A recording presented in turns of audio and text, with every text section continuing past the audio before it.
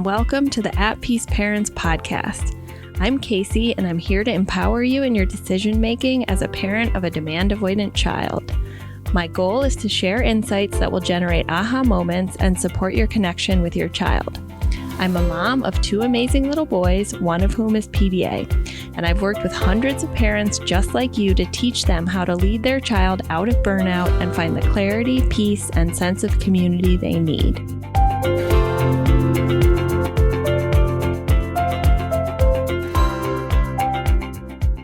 Siblings and pathological demand avoidance. This is a topic I get asked about all the time, and it's difficult for me to answer in a blanket response because often parents need to think about siblings and the impact of their child with PDA, the behavior on the sibling through the lens of decision making rather than stopping the behavior. So today we're going to kick off the Coffee with Casey talking about this topic, and I'm going to start by illustrating some of the things I know you experience by talking about my own experience with this. So I have a 5-year-old, recently turned 5-year-old in November, named William, and I have a 9-year-old, almost 9-year-old PDA son. Okay, so this is a topic that's near and dear to my heart. It's something I think about all the time. It's something I work with parents on all the time, but it's a complex topic. So the reason I thought about this topic for today's Coffee with Casey was because this week I went to a toy store with my younger son, William, to spend some of his birthday money from his Nana at a local toy store around the corner. So we got there and he picked out some slime for himself, 2 types of slime actually. And then he was laying on the ground and I could see that he was a little bit agitated and he was like, what are we going to get for Cooper, his brother? And I started to jump into problem solving, Cooper really likes football. Here's a little plush football. And then I realized, wait, does he really want to get this for Cooper because he wants to do something nice for his brother? Or is he actually feeling stress and knowing that if he gets something as a birthday present from his own money, his brother may perceive a lack of equality and have a meltdown or have a big equalizing reaction? So I paused and I said, William, we don't have to use your money to get anything for Cooper. It's your choice and it's totally okay not to get anything for him. And he was like, okay, I'm going to save my money for myself. And I was like, great, right? And then on the very short drive home, he asked me, is Cooper going to have a meltdown? And in that moment, we're 4 years into this approach of nervous system accommodation, looking at my son through the root cause of nervous system activation due to constant perceived losses of autonomy and equality. And so things have improved immensely. It's not perfect, but things have improved immensely. So, and also my confidence as a parent has as well, of understanding if Cooper has a meltdown, I know how to de-escalate. I know what to do in those situations. It's not my preference. However, it is something that I can do. So when little William said, is Cooper going to have a meltdown? And he was really worried. And I said, you know what? Mommy will handle that. That's not your job. And he said, okay, Mama, well, I could go get Doggo, our service dog. And I said, yeah, you could help by getting our service dog, but you're not the parent. Are you? Are you a kid or a parent? And he was like, I'm a kid. And I was like, yeah, you are. Mommy's going to handle it. So this is an illustration of how far I've come and how much more of an equilibrium we have with the topic of siblings. But it hasn't always been like this. And it's something that's been a fear of mine and a struggle throughout the years that I've been working through this approach. So let me just give you some examples of how it has impacted my son's sibling and our family. So first of all, because my PDA son has an activated nervous system, and like your children or teens, when the nervous system is activated, it actually exacerbates the sensory sensitivities, right? So when my son was closer to burnout, he was so sensitive to sound, to light, to everything around him that having lights on in the living room would be too agitating for him. However, I I had a 2-year-old who wanted to play with toys, right? That he couldn't see. And I was the caregiver. And so I couldn't necessarily like split the 2-year-old down in the basement and my 6-year-old upstairs who needs my constant signals of nervous system safety because he is feeling unsafe in his body, right? So additionally, the clinking of toys, the speaking, even when my younger son would speak, my older PDA son would growl, say, stop talking. And this does still happen sometimes where when he has cumulative nervous system activation and they're watching a show together on the big screen in the living room, he'll say, the younger one will laugh and he'll say, stop it. Right? And it's a very traumatizing experience for another human who is not cognitively or developmentally capable of understanding the deep why and the fact that this isn't actually personal. This is a reflection of equalizing, which I can understand as a parent. And this is part of like the work we do here together on this page and through my program is like, even if we don't like it, we can cognitively override our own nervous system of like, why does my child hate me? Why are they constantly criticizing me, etc.? And understand like, oh, this is equalizing behavior. But when you have a 2, 3, 4, 5-year-old, that's not a possibility, right? And so the experience of my younger son was one of constantly being targeted, right, and controlled. There were times when my older son would come in the house and I would watch physically my younger son's body tense. I would see his demeanor change. I would see the tension in his face. And I realized like this is traumatizing for him. Right? There were also moments of sweetness, right? Where there would be meltdowns and I would hear my little 2-year-old be like, it's not your fault, Cooper. It's not your fault. Because he'd hear me say that to him. But it is a very, very difficult experience. And so often parents ask, like, how do I stop equalizing behavior? How do I stop controlling behavior? How do I stop this constant struggle where like what's fair is that the younger sibling has a birthday and that we put attention on them. However, because of the neuroception, the subconscious perception of threat of our PDA child that goes off anytime they feel like someone's above them, even if they can cognitively understand they have a birthday too, it's going to activate them. And then the equalizing behavior, the controlling the behavior, the, growling, hissing, if it's a more externalized expression, destroying their things, criticizing them, etc. It comes to the weakest, which is often a younger sibling, or the safest, which would be me or the other lead parent. And so in those moments, and for myself included as a mother, like my deepest desire is to be able to give you a like fix or a strategy of like, do this or say this thing, and then that will stop. But if I said that, it would be a reflection of like not being truthful, right? Because in the moment of activation, in the moment that your PDA child or teen is having that controlling, reactive, fight-flight behavior, it is not a behavior that is under their conscious control.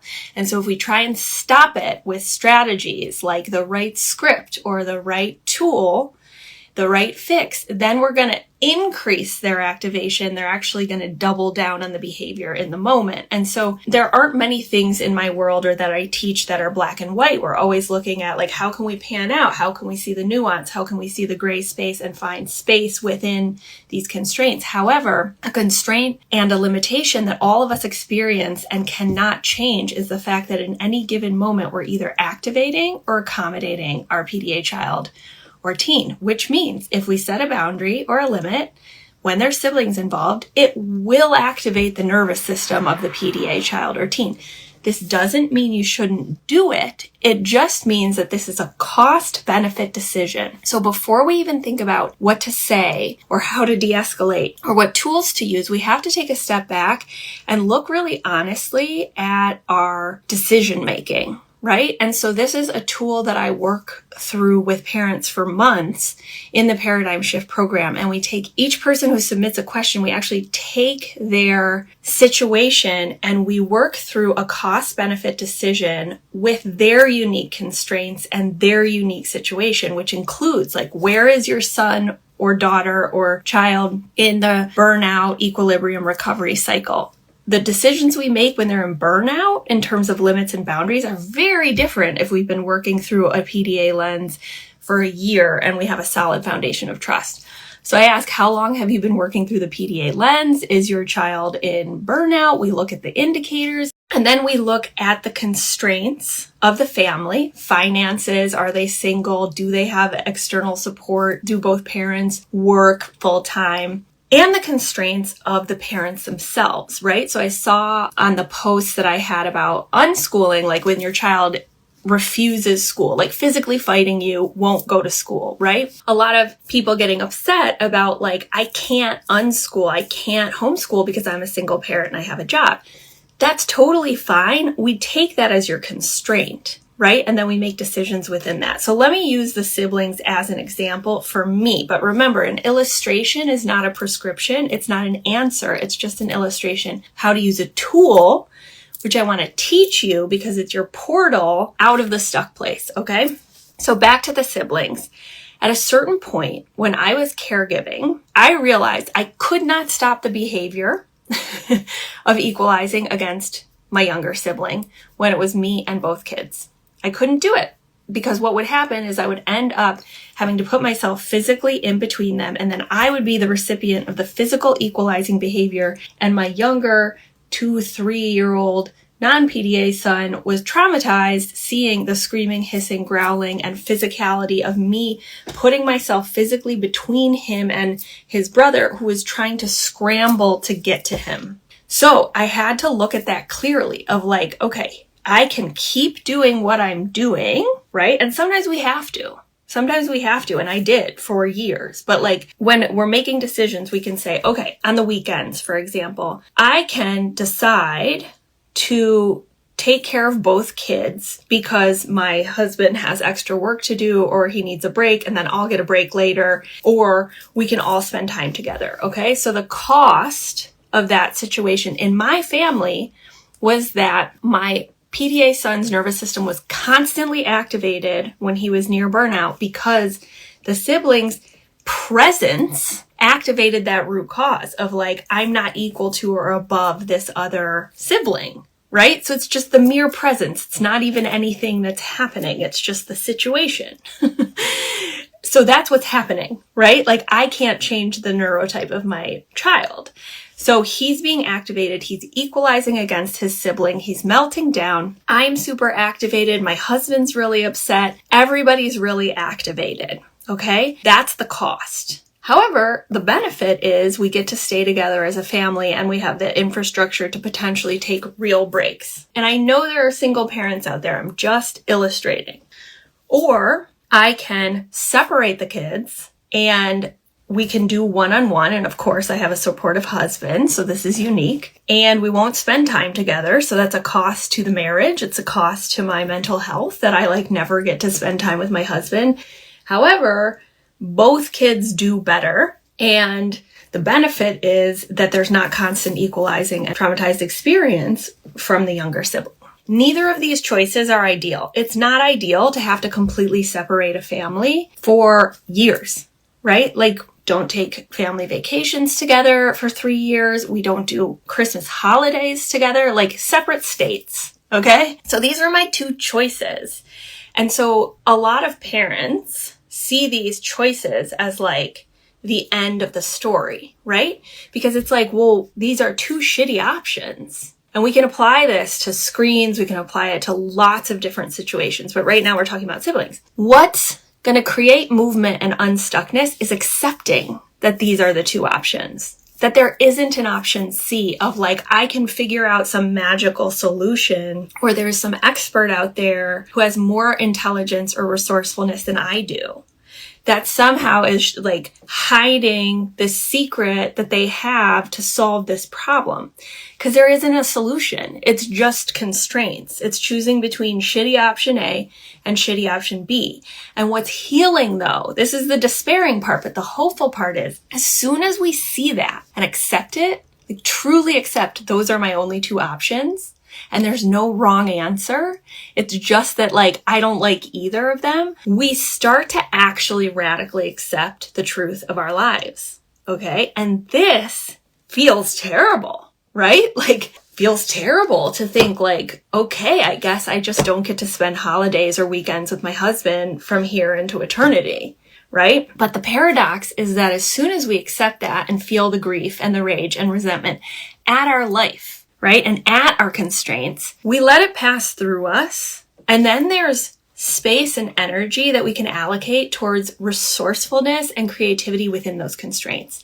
And I don't want to get too like in the ether here. I want to ground it in the sense of like, once I finally accepted, like, I cannot take care of both of these kids safely at the same time where my son is in burnout right now in his externalized expression. When I accepted that, it shifted my energy away from trying to figure out a tool that I couldn't figure out. Like, I swear, you guys, I was like going to every conference and trying to figure out every parenting technique of like, what do these experts say to solve this? And none of them had the answer. And so when I finally stopped seeking, I finally stopped being like, they've got an answer and I am the one who has to find it. And rather I was just like, this is my situation. I can't caregive for both of them safely. I could actually pan out, release some energy. And that's when I started to get creative, right? And I thought like, okay, I have these constraints and limitations with the sibling situation. However, what are my strengths and advantages? Like, I spent years working on peace building research in Colombia, South America. I spent 16 months in Colombia and met amazing peace builders who I'm still in touch with. And I was like, well, maybe they want to come live with us and help me caregive, or at least help me like keep everybody safe. And they did come, right, to help me caregive for 6 months, like 2 Colombian peace builders in their late 40s and 50s who were not fazed by what I considered to be violence in my home because they had lived through a civil war and lots of actual physical violence and trauma. Okay, that's just an anecdote. Again, I'm not sharing this with you to be like, this is going to be your path, your story. You need to do it my way. What I'm sharing with you is the process that the tool facilitates of decision-making, of cost-benefit decision-making. The portal to radical acceptance is seeing clearly that there's only 2 options, and then really sitting with that, allowing the rage, grief, resentment to pass through. And then the space that remains is where you're going to find your resourcefulness. So that's what I want to share with you about siblings. Of course, there are other more practical solutions, like, you know, you're maybe going to need to use more screen time. Like, obviously, there's lots of accommodations that can reduce some of the activation in your PDA child or teen, but it works over the course of years, right? In the moment, an accommodation isn't going to fix behavior. The accommodations are meant to bring down overall nervous system activation consistently for months and years so that your child gets away from the threshold where they're constantly having a fight-flight response. But like in the moment, we don't necessarily have the capacity to stop the behavior. And so we have to move into decision making. And it's okay if there's not a solution. We just pick the least bad option and we move forward and do the best we can. Okay. So I hope that like at the same time that it feels a little bit despairing or pessimistic to have to look clearly at the constraints of your life, it will free you. And it's not going to be smooth and it's not going to feel good when you're doing it, but it will get you unstuck. And this is really at the heart of what I teach in the Paradigm Shift program. And we actually work on it together, but it's really hard for me to do it. And maybe I'll do a podcast with a parent so I can illustrate it. It's really hard for me to like respond to one person on Instagram without knowing, like, are you a single parent? Do you have any caregiving support? Can the kid attend school? You know, it's like there's so many decisions and constraints for your unique family, but the tool can stand alone and you can apply it even outside of parenting a PDA kid.